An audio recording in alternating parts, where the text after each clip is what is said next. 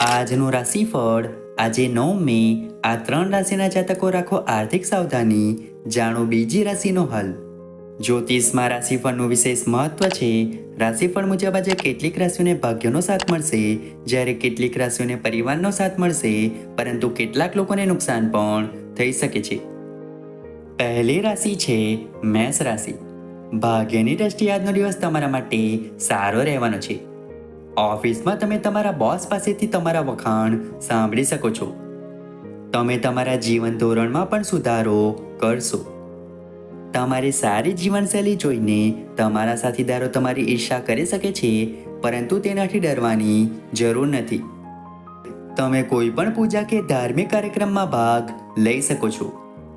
જો તમે ક્યાંય નોકરી માટે અરજી કરી હોય તો તમને ત્યાંથી ફોન આવી શકે છે. તમારે તમારા પિતાના સ્વાસ્થ્ય પર સંપૂર્ણ ધ્યાન આપવું પડશે. આવનારી બીજી રાશિ છે વૃષભ રાશિ. આજે તમારે તમારી આવક અને ખર્ચ વચ્ચે સંતુલન જાળવવું પડશે. કોઈની સલાહ પર મોટું રોકાણ ન કરવું. વ્યવસાયમાં કોઈ પણ જોખમ લેવાનું ટાળવું. જો તમે કોઈને પૈસા ઉછીના આપી રહ્યા છો તો બધા દસ્તાવેજો કર્યા પછી આપો, નહીં તો પૈસા પાછા મળવાની શક્યતા ઘણી ઓછી છે. તમને કોઈ પૈતૃક સંપત્તિ મળી શકે છે જેની તમે ઈચ્છા પણ કરી ન હોય. તમારે તમારી ભૂતકાળની કેટલીક ભૂલોમાંથી બોધપાઠ લેવો પડશે, નહીંતર સમસ્યાઓ ઊભી થઈ શકે છે. તમારા વિરોધીઓ તમારા કામમાં અવરોધો ઊભા કરી શકે છે, તેથી સાવચેત રહો. આવનારી ત્રીજી રાશિ છે મિથુન રાશિ. આજે તમે તમારું મહત્વપૂર્ણ કામ પૂર્ણ કરશો.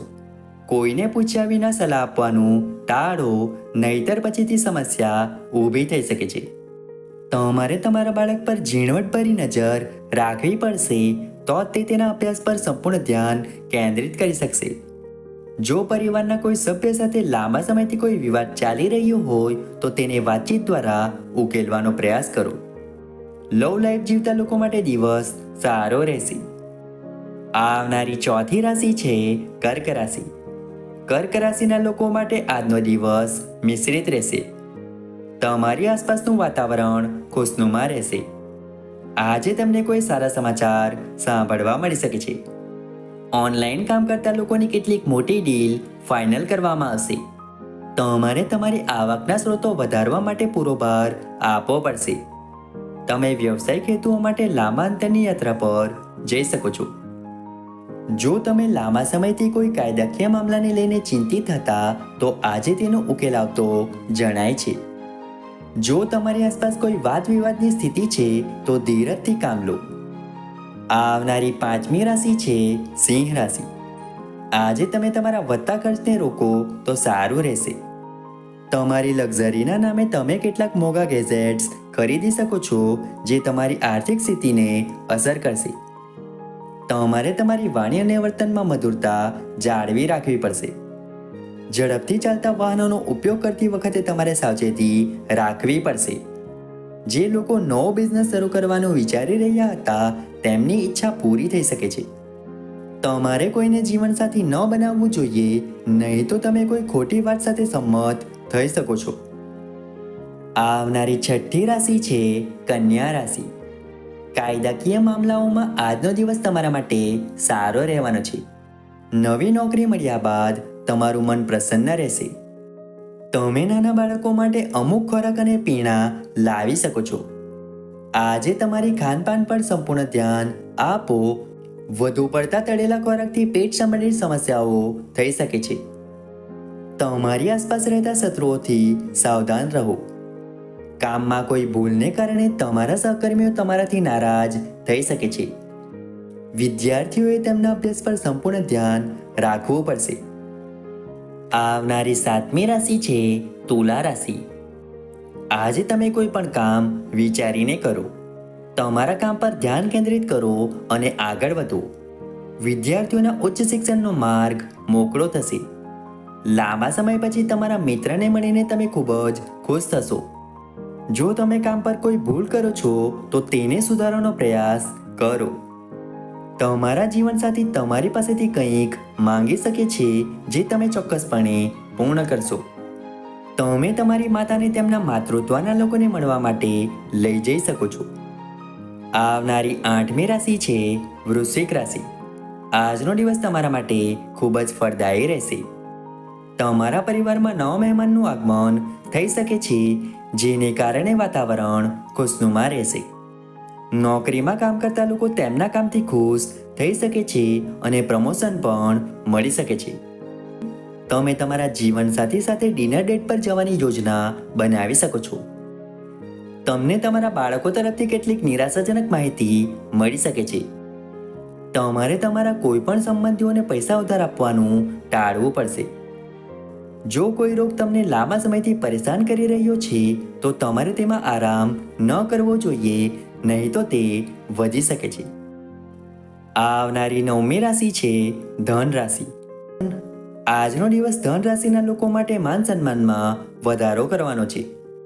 કાર્યસ્થળમાં તમને થોડું સન્માન મળી શકે છે.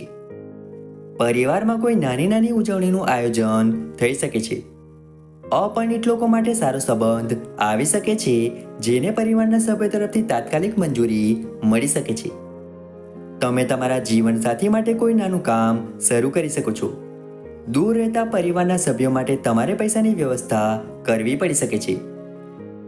કેટલાક કાર્યોમાં તમે તમારી ઈચ્છા મુજબ કામ કરશો, જેને કારણે પરિવારના સભ્યો તમારાથી નારાજ થઈ શકે છે. આવનારી 10મી રાશિ છે મકર રાશિ. પૈસા સંબંધિત બાબતોમાં દિવસ સારો છે. જો તમે નવી પ્રોપર્ટી ખરીદી રહ્યા છો તો તે તમને ભવિષ્યમાં લાભ આપશે. આજે તમે મોટા રોકાણની તૈયારી કરી શકો છો. શેર બજાર સાથે જોડાયેલા લોકોને કોઈ પણ જૂના રોકાણથી બમણો નફો મળશે. તમારે તમારી આસપાસ રહેતા દુશ્મનોથી સાવધાન રહેવાની જરૂર છે. વ્યવસાયમાં તમારી લાંબા ગાળાની યોજનાઓને વેગ મળશે. તમે તમારા પરિવારના કોઈ સભ્યના સ્વાસ્થ્યને લઈને ચિંતિત રહેશો, જેની અસર તમારા કામ પર પણ પડશે. આવનારી 11મી રાશિ છે કુંભ રાશિ. કુંભ રાશિના લોકો માટે આજનો દિવસ સકારાત્મક પરિણામ લાવશે. તમે તમારા કરતાં અન્ય બાબતો વિશે વધુ ચિંતિત રહેશો. રાજકારણમાં કામ કરતા લોકોના કામની પ્રશંસા થશે. તમારે પારિવારિક સમસ્યાઓ પર સંપૂર્ણ ધ્યાન આપવું પડશે, નહીં તો આ સંબંધોમાં તિરાડ પેદા કરી શકે છે. તમારું બાળક તમારી પાસેથી કંઈક માંગી શકે છે, જે તમે ચોક્કસપણે પૂર્ણ કરશો. જે લોકો ક્યાંક મુસાફરી કરવાનું વિચારી રહ્યા છે તેઓ ખૂબ જ કાળજીપૂર્વક વાહન ચલાવે. આવનારી 12મી રાશિ છે મીન રાશિ. મીન રાશિના લોકો માટે દિવસની શરૂઆત થોડી નબળી રહેશે, કારણ કે તેઓ તેમની યોજનાઓથી ઈચ્છિત લાભ ન મળવાને કારણે થોડા ચિંતિત રહેશે. પરિવારમાં કોઈ નવા સભ્યનું આગમન થઈ શકે છે. તમને તમારા બાળકો તરફથી કોઈ સારા સમાચાર સાંભળવા મળી શકે છે. જો તમે કોઈ પણ સરકારી યોજનામાં પૈસા રોકો છો તો તે તમારા માટે સારું રહેશે. તમારા ભાઈ બહેનો સાથે તમારા ચાલી રહેલા સંઘર્ષોનો ઉકેલ આવશે. વિદ્યાર્થીઓને બૌદ્ધિક અને માનસિક બોજામાંથી રાહત મળતી જણાય છે.